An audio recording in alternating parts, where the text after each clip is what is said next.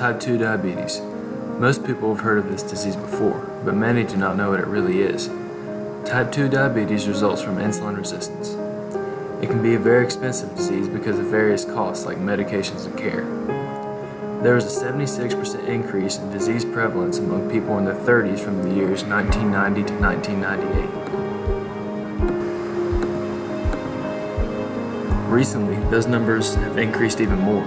This is largely due to the fact that children at younger and younger ages are beginning to get the disease.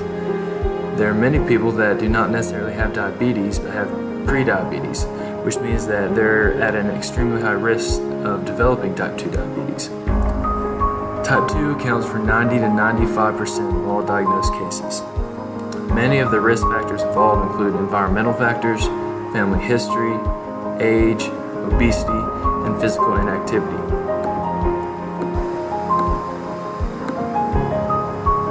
One way to treat this disease is through medical nutrition therapy.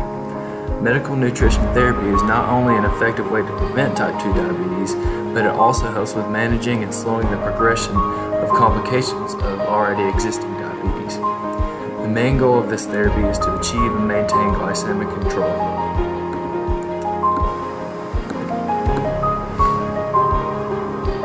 "80 to 90% of type 2 diabetics are overweight or obese, so weight loss is one of the first steps of medical nutrition therapy.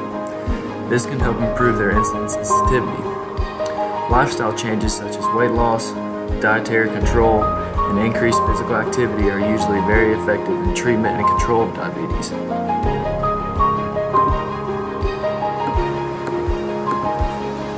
Another very important thing about medical nutrition therapy is continued weight maintenance. The initial weight loss is great, but it doesn't mean much if it doesn't stay off. Diabetics need to aim for at least a 7% weight loss initially. There are a few general guidelines that one can follow in order to lose weight in a healthy way. Achieve an energy deficit of 500 kcal for females and 750 kcal for males per day. They need to aim for 150 minutes of moderate intensity exercise per week.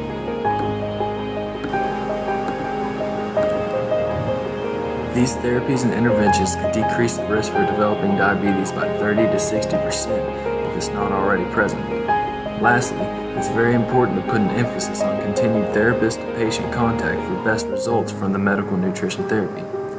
Now that we all know a little bit more about what diabetes is and how to battle it, it's on us to make the change. Change our lifestyles for the better and lead by example. Let our children's generation be the generation that turns the trends of increasing diabetic prevalence around.